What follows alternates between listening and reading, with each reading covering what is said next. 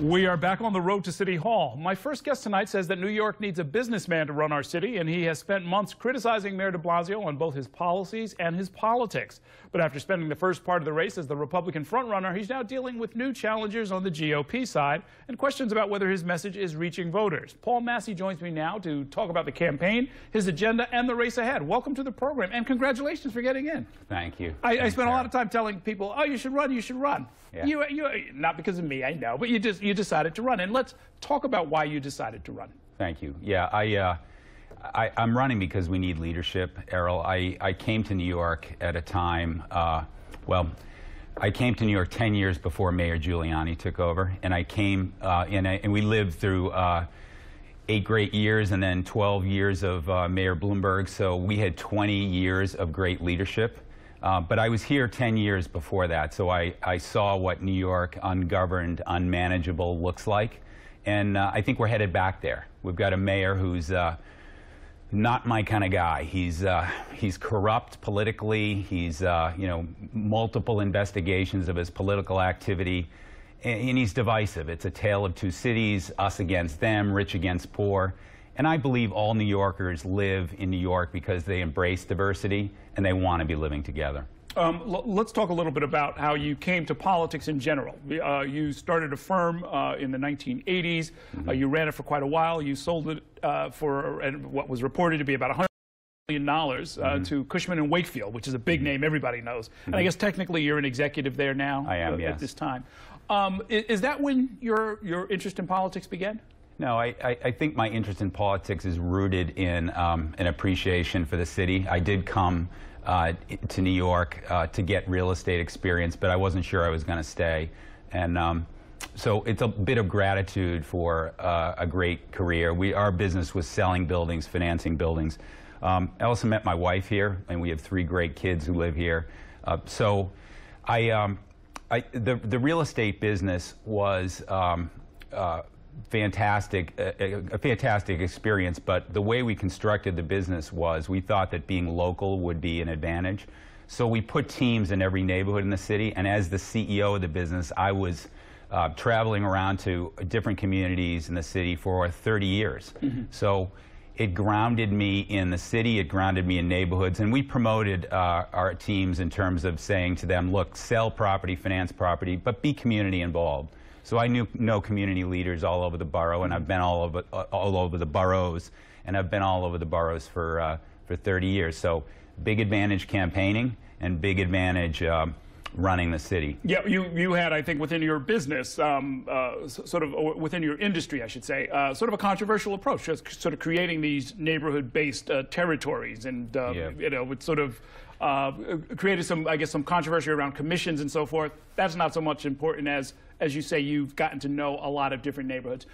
Talk a little bit about, let's hit, I don't know, the big, I think of them as the big 4 questions, which are, education, public safety, jobs in the economy, and housing, which is what everybody cares about. We'll start with education. You said we need more charter schools.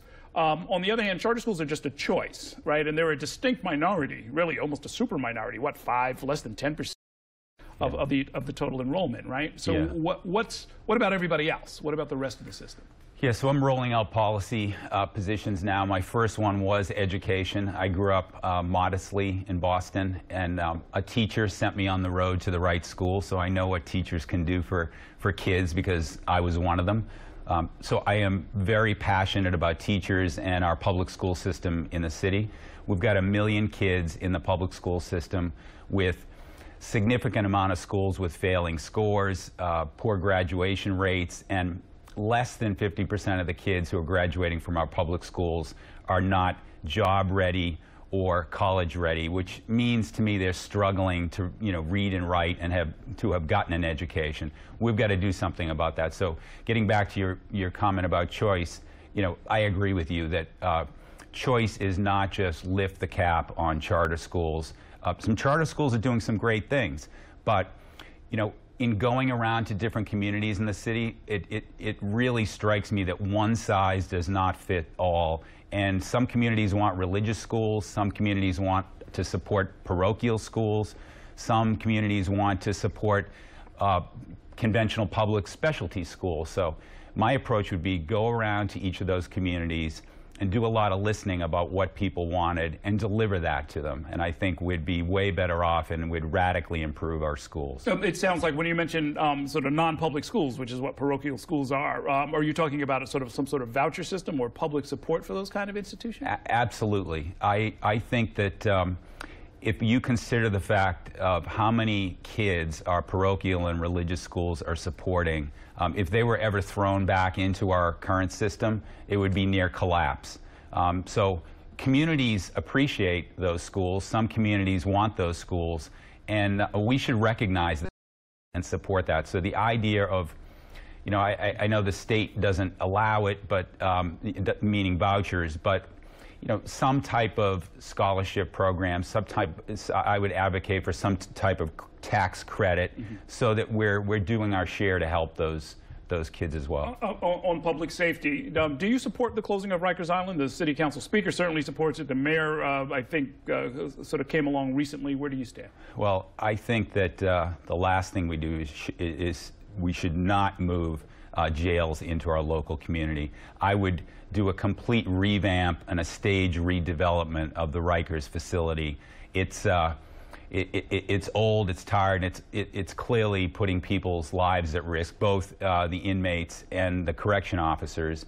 I've spent time with the head of the corrections officers union and have heard the stories. 2 weeks ago, 3 officers attacked all in the same week, viciously attacked. Rikers is out of control. We need criminal justice reform there. We need to get, you know, at any given time there could be about 1,500 people who have waited over a year to get into the legal system. There are 400 or 500 people at Rikers now who are waiting 2 years to get into the system. So I'd start with immediate criminal justice reform. I'd immediately begin a transformation of the existing facility. This is New York City. It should be state-of-the-art. And I think the failures at Rikers Island fall right at the feet of our mayor. To have a commissioner who's been out of town 90 days a year and using city resources, the mayor defended him to the end, and he's still on the job. So, you know, I can understand the mayor not being critical, because the mayor works part-time, and the mayor has used resources of the city or legal fees that he can't pay back. So it's a management failure. When there's discussion about stop, question, frisk, the mayor has touted that as one of his big achievements, that crime has continued to come down at the same time as the number of, let's call them hostile interactions or suspicious interactions with the public, have dropped. Is that a good idea? Does there need to be more? Would you approach that differently? What do you think? Well, Bill de Blasio is using stop, question, and frisk, and I think it's a necessary police tool. There are many necessary police tools. I would let the commissioner make a determination about the frequency and location of use if there was a crime spike or a crime reduction, but I'd leave that up to the professionals with consultation with me. But we have some really serious work to continue in New York City about our community relations. So I want to be crystal clear that I would be absolutely against any type of racial profiling, and I think all New Yorkers feel the same way. Well, let's talk about housing. This is close to your wheelhouse. There's an affordability crisis that spans multiple administrations. The current administration has laid out a plan. I'm sure you've heard it many, many times about how many new units that he wants to create that are subsidized, how many currently subsidized units he wants to preserve or expand the subsidy. Would you take the same approach? Would you do it differently? What do you think? I think we've got a housing stock that's aging. We've got 3.4 million housing units in the city. This is my business. I understand this business very clearly. We need housing creation on a scale that nobody's talking about, probably on a scale that we haven't looked at since the 1960s, because without housing creation, you're going to have a very difficult time keeping a middle class in New York City. And we've got to have that. And also, we need to create supportive housing and permanent housing for the folks who need it most. But right now, you've got a mayor who hates the governor. Their relationship is fractured. And real estate folks will tell you that most of the effective financial levers of housing creation come through the state. Federal funding, state funding, and tax subsidies and tax abatement programs to make it affordable for people to build. So the mayor's crowing about 6,000 new units this year. We're not really creating any housing. Those were initiated under Mayor Bloomberg's watch. Until Mayor de Blasio is out, we won't be creating housing, and it's putting immense pressure on people all over the city. For private homeowners, do we need to reevaluate the property tax system? This is something that has just sort of bubbled up recently. It's not something this administration has really tackled, but there have been some gross inequities that have been spotlighted recently. Absolutely. It's something I'm going to start tackling before I'm mayor. I'm going to start on the commercial side and the residential side. Our system is old, and as you say, there are absolutely inequities that need to be evened out and made fair. It's a critical issue, too, because the city's tremendously dependent on real estate taxes. People talk about New York City being dependent on Wall Street or the banking business. 40% of our city's $85 billion comes from real estate taxes. So we have, in my opinion, an unhealthy dependency on real estate taxes, and need to look at that very closely and look at other revenue sources for the city. Okay, in our last couple of minutes, let's talk politics. Our reporter, Courtney Gross, went up and looked at some public records, which is what all voting records are, not who you voted for, but whether you voted. I found that over a considerable period of time you had not voted. What's that about, and what should voters take away from that? You know, I was working, I was raising my family. I should have voted.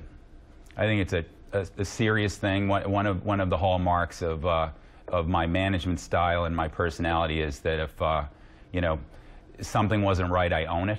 I think voting is a serious responsibility. It's a serious opportunity, and you know, people have died for our ability to vote. So I would hope that I might build awareness by this statement, and I would hope people would vote for the right person now. What would you say to people? Because there are, as you know, there are a lot of busy executives in this city. If they're saying to themselves, well, you know, I'm busy too, why should I vote for Paul Massey? Well, this is a classic example of why someone should get out and vote. We've got a mayor who's a failed manager. We hired the wrong guy. A lot of people in business have been in that spot where we've got the wrong guy. So if you look at my bucket of career experience and life experience, I'm the right candidate for the job right now.